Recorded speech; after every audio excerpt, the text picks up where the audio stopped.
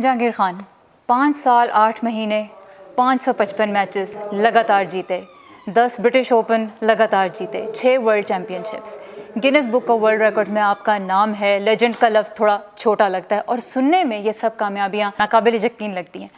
کیا نظر آتا ہے کیسے کر لیا یہ سب کچھ؟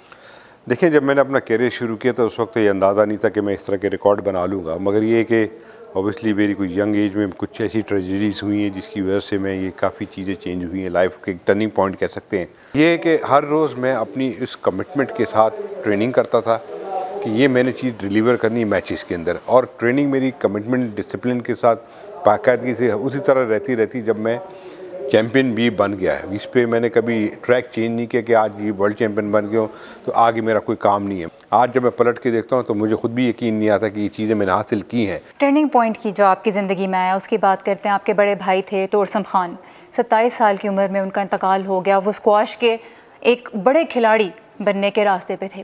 کیسے اس واقعے نے آپ کو اس وقت بدلا؟ آپ کی عمر بہت کم تھی، 15 سال کے تھے آپ۔ جی ہاں، میری عمر 15 سال کی تھی اور اوبیسلی میری اس کے ساتھ کافی اٹیچمنٹ تھی۔ تو اس وقت تو مجھے ایسا لگا کہ جیسے میری ساری دنیا ختم ہو گئی، اور I gave up squash for 4 month.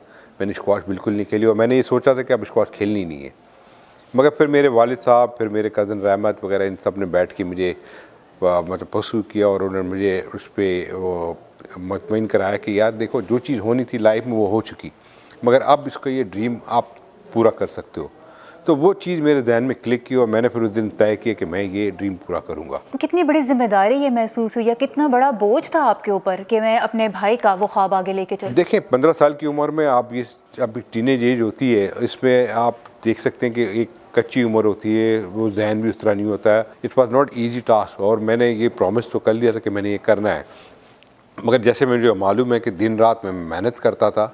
مجھے یہ نہیں معلوم تھا کہ میں کتنی طاقت کے حساب سے اپنی ٹریننگ کر رہا ہوں، مجھے کتنی میری باڈی میں کیپیسٹی ہے، کتنی انرجی ہے، مگر I was just doing day and night.